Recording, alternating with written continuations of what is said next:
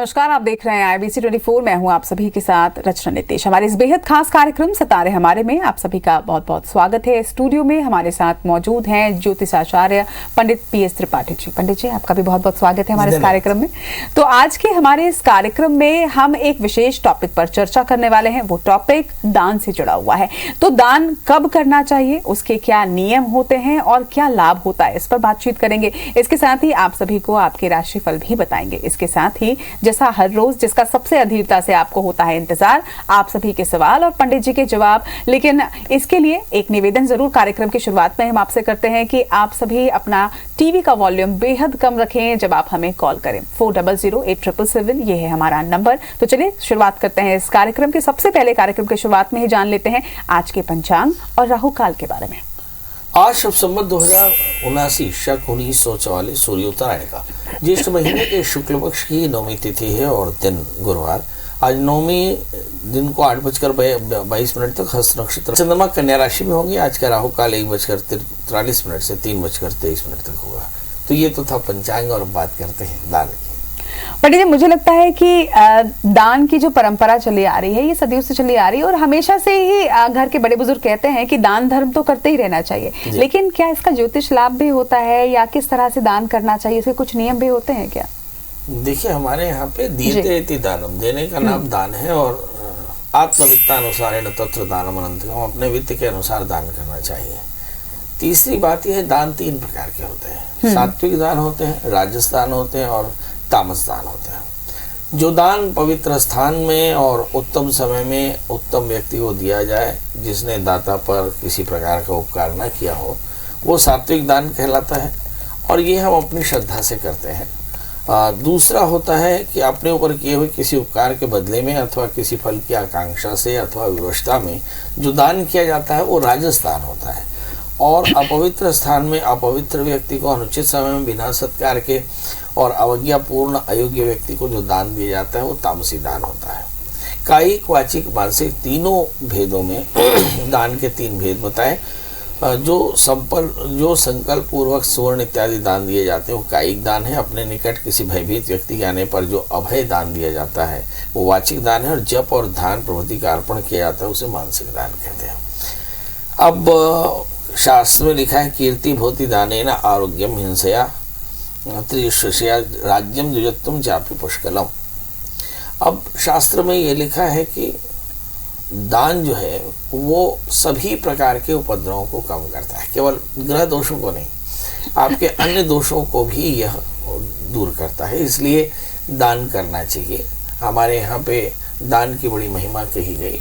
हमारे यहाँ जो 5 कर्म बताए गए कि मंत्र, जप, ध्यान, धारणा, अनुष्ठान, इसमें सबसे पहले मंत्र का जाप, दान, यज्ञ, स्वाध्याय, सत्संग, ये 5 वस्तुएं भी हैं जिसमें दान का बड़ा महत्व बताया गया है।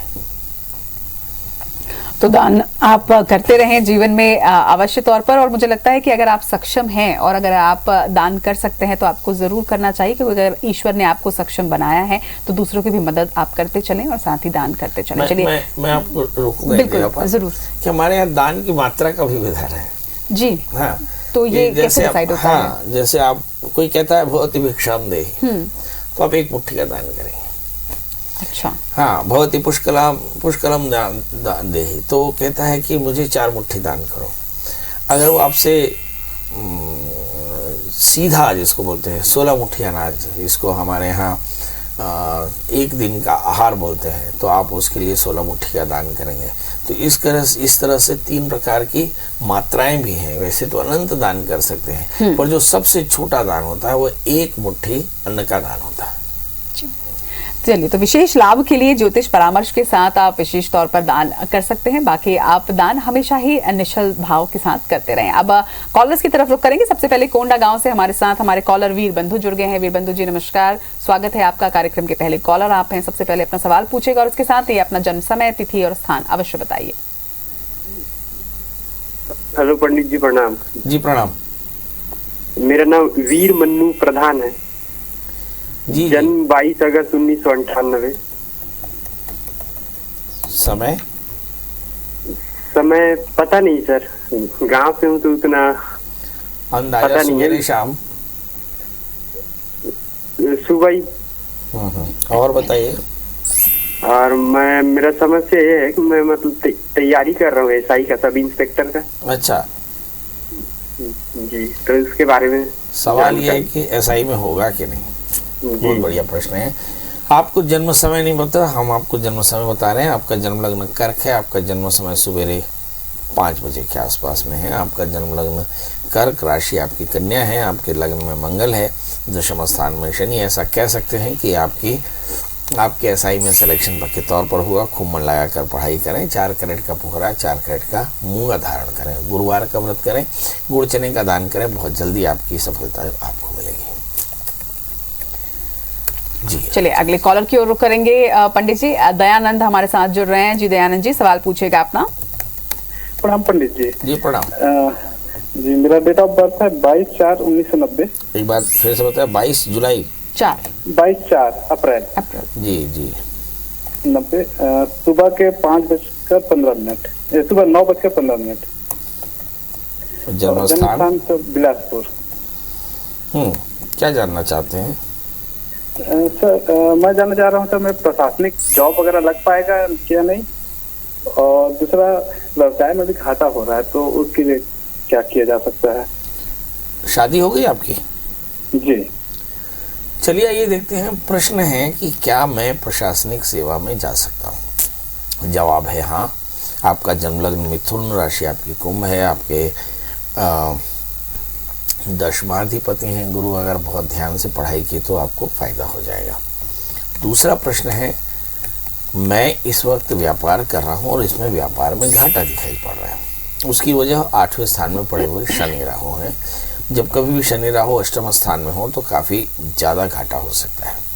बहरहाल इस समय बुध की महादशा में शुक्र का अंतर ये लगातार 19 अगस्त 2021 से चल रहे हैं, जो 2024 तक चलेंगे। शुक्र की दशाओं में भी कई बार व्यावसायिक तनाव आता है। अब शुक्र की दशाओं को देखकर ऐसा लगता है कि पढ़ाई के लायक तो आप रहे नहीं, और व्यापार अभी आने वाले 2 साल में बहुत अच्छा रहेगा नहीं। अब आपको ये निर्णय करना है कि आपको व्यापार में समय देना है या फिर पढ़ाई में। अगर आप ध्यान से पढ़ाई में समय देते हैं तो शायद आपको एक अच्छा करियर मिल जाए, परंतु व्यवसाय में अभी 2 वर्ष तक कोई बड़ा लाभ होने की संभावना नहीं है।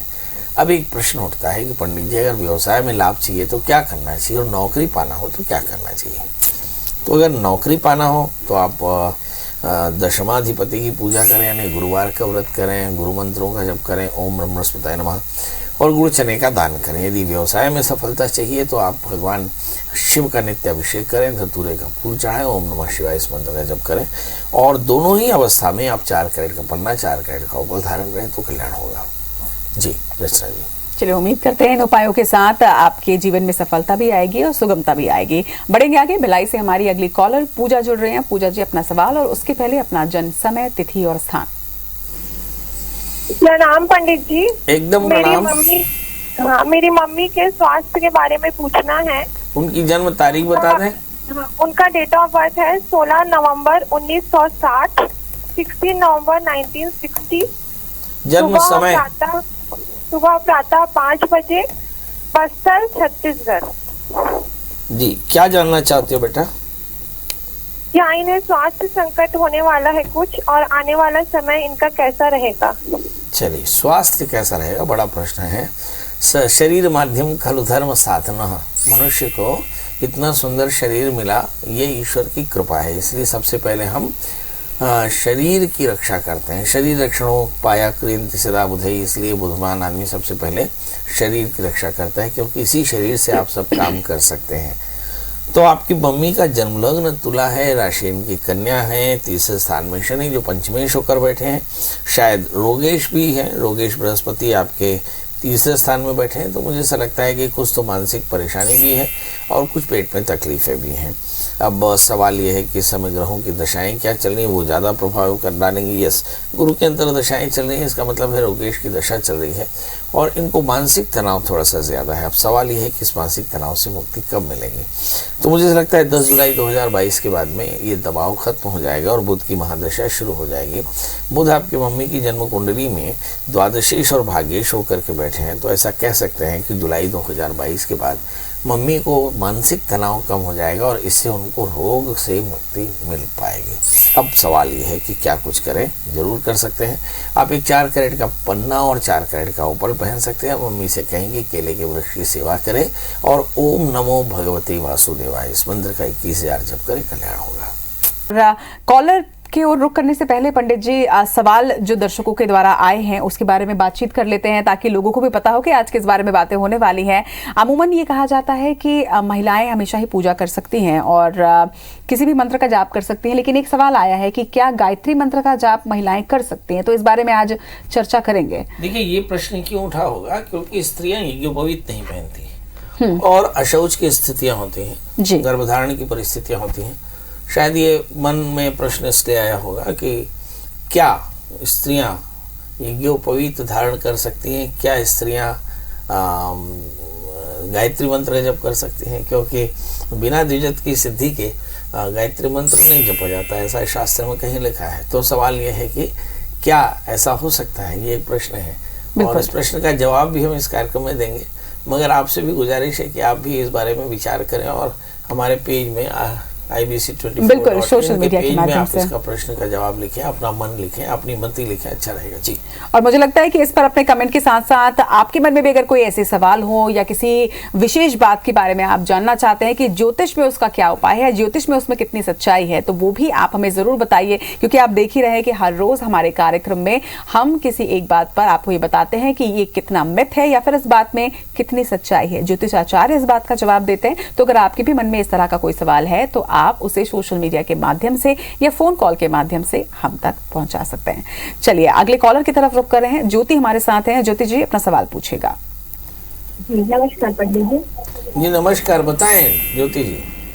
जी मेरा नाम ज्योति यादव है और मेरा डेट ऑफ बर्थ है 7/5/67। 7 मई 1967। जी 67। समय 11:35 जी सवेरे। जी 11:35। दिन का? जी दिन का। जन्मस्थान? चरोदा भिलाई। जी चरोदा भिलाई। जी क्या जानना चाहती हैं आप? पंडित जी मेरी तबीयत बहुत खराब है। 14 साल से मैं किडनी से बीमारी से पीड़ित हूँ। कब तक ठीक होगा? डायलिसिस में हूँ अगले 6 साल से और मैं बहुत तंग खा गई हूँ अपनी बीमारी से। सब परेशान है, तो कुछ उपाय या कब तक कुछ है उम्मीद ऐसा ठीक होने का? आइए देखते हैं। आप लगातार बीमारी से पीड़ित हैं और प्रश्न ये है कि इस बीमारी से निजात कब मिलेगी। हमारे यहाँ बोलते हैं कि जो राहु ददाती रोगों में एक बार राहु की दशा शुरू हो जाए तो रोग आ जाते हैं। आपका जन्म लग्न कर्क है और आपकी जो राशि है वो है मीन। इस समय राहु की महादशा में राहु का अंतर चल रहा है 2021 से और करीब करीब यहीं से आपका डायलिसिस स्टार्ट हो गया और सवाल ये है कि अब ये 18 साल चलेगा। मतलब ये डायलिसिस बहुत बंद नहीं होगा, इसलिए आप इस डायलिसिस को कंटिन्यू बना के रखें। दूसरा प्रश्न कि आगे करना क्या चाहिए, तो आपके लिए चाहिए कि आप राहु की शांति के लिए रुद्राभिषेक लगातार हर 3 महीने में कराते रहें। नंबर 4, क्या कोई स्टोन पहना जा सकता है? निश्चित तौर पे 4 कैरेट का अच्छा सा मोगा और पुखराज पहन लें। नंबर 5, किसी प्रकार का दान करना चाहिए। निश्चित तौर पे गुड़ और चने का दान करना चाहिए, इससे आपको काफी फायदा होगा जी। रचनाइए। चलिए अगले कॉलर की ओर रुख करते हैं। कोंडा गांव से हमारे साथ भारती जी हैं। भारती जी अपना सवाल पूछिएगा। भारती जी आवाज मिल रही है आपको? हाँ जी पंडित जी प्रणाम। जी एकदम प्रणाम, बताएं। जी मैं भारती मारवाड़ी जी। पंडित जी मेरे को अपने बेटे के बारे में पूछना है। बताइए। जन्म तारीख बच्चे की? जन्म तारीख है 13 सितंबर 1999 और जन्म समय? जन्म समय है 3:58 दोपहर का? जी दोपहर का। जन्म स्थान? जन्म स्थान रायपुर। ये बच्चा करता क्या है? अभी रायपुर में ही विदेशी कंपनी है उसमें सर्विस करते हैं। अच्छा, अब जानना क्या है? आगे का उनका माने भविष्य माने जानना है मेरे को और वो बिजनेस करना चाहता है कुछ, तो आप थोड़ा सा बताएंगे। शादी नहीं करना चाहता? नहीं अभी वो 22 साल का ही है। 99 अच्छा, 22 साल में फिर शादी कहाँ होती है? अभी नहीं। चलिए भाई, बच्चा व्यापार करना चाहता है, इस वक्त सर्विस करता है, क्या वो सर्विस कर पाएगा? और पंडित जी का एक एडिशनल प्रश्न है, इसकी शादी में कोई बाधा तो नहीं है? चलिए वो भी जवाब देंगे। आपके बच्चे का जन्म लग्न मकर है, उसकी राशि तुला है, इसके 7वें स्थान में राहु है, शादी में बाधा है, इसलिए शादी से पहले विवाह करा ले। दूसरा प्रश्न, क्या ये व्यापार कर सकते हैं? जवाब है हाँ, ये व्यापार कर सकते हैं। He is master in sales, मुझे ऐसा लगता है कि अपने सेल्स में बहुत माहिर है, इसलिए किसी भी प्रकार का व्यापार कर सकते हैं। 11वें स्थान में मंगल काफ़ी ऊर्जावान है और पक्के तौर पर इन्हें अच्छी सफलता मिल जाएगी। अब बड़ा प्रश्न ये है कि क्या इन्हें कुछ करना चाहिए। एक 4 कैरेट का जामुनिया, 4 कैरेट का पन्ना पहनना चाहिए, बुधवार का व्रत करना चाहिए और केले के वृक्ष की सेवा करनी चाहिए। ओम नमो भगवते वासुदेवाय, इस मंत्र का जप करना चाहिए। और अच्छी बात यह है कि वर्ष 2023 तक लगातार बुध की अंतर्दशाएं इन्हें बहुत फायदा देने वाली है जी। चलिए, तो पंडित जी इन्हें तो आपने बता दिया कि इस मंत्र के साथ इनकी जीवन की अगर कुछ समस्याएं हैं तो वो हल हो जाएंगी, लेकिन जिस तरह से हम चर्चा कर रहे थे कि महिलाएं किन मंत्रों का जाप नहीं कर सकती, या विशेष तौर पर अगर बात करें तो क्या गायत्री मंत्र का जाप नहीं करना चाहिए, ऐसा कहा जाता है? हाँ जी, गायत्री मंत्र का जप करना चाहिए कि नहीं, प्रश्न एक है। तो गायत्री मंत्र का जप जरूर करना चाहिए जी। क्योंकि हमारे यहाँ पे स्त्रियां पहले श्रीमती कहलाती थी। आप जब श्रीमती कहते हैं तो श्रीमती जो विशेषण है ये हवा में नहीं मिला। श्रीमंत और श्रीमती जो है ये वेदाध्ययन करने वाली स्त्रियों को मिलता था नाम, और चारों वेद का ठाग्र था, वो वेद पढ़ती थी। और गायत्री जो है वेद से परे नहीं है, इसलिए स्त्रियां गायत्री मंत्र पढ़ सकती हैं। पुराणों ने भी स्त्रियों को वेद मंत्रों के पाठ का अधिकार दिया है। शास्त्र में लिखा है कि या स्त्री भर्ता वित्तापि त्वाचारे संयुता शुभा साच मंत्रान तो प्रहणातु सबरता सुन गया, यानी उत्तम आचरण करने वाली विधवा स्त्री भी वेद मंत्रों को ग्रहण कर सकती है और विवाहित स्त्री अपने पति की आज्ञा से वेद मंत्रों को ग्रहण कर सकती है, ऐसा शास्त्र में लिखा। और मतलब कुल मिलाकर प्रमाण ये है कि स्त्रियां गायत्री मंत्र का जप कर सकती हैं। पर सवाल ये है कि अशौच के कारण या गर्भाधान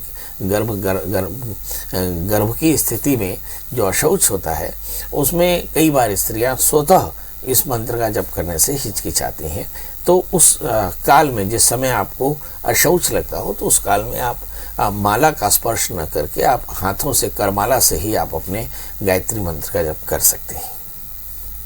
चलिए, तो कुछ इसी तरह के जो भी आपके मन में सवाल होंगे वो आप सोशल मीडिया के माध्यम से हम तक पहुंचा सकते हैं। इसके लिए फेसबुक पर, इंस्टाग्राम पर, ट्विटर पर और यूट्यूब पर आप हमारे हैंडल्स को फॉलो करो, ibc24.in। इस पर हम आपको हर जगह पर मिल जाएंगे। बाकी सवाल आप हर रोज हमसे इसी समय पर कर सकते हैं। कल फिर से हाजिर होंगे लेकर हमारा बेहद ही खास कार्यक्रम सितारे हमारे। आज के लिए हमें दीजिए इजाजत।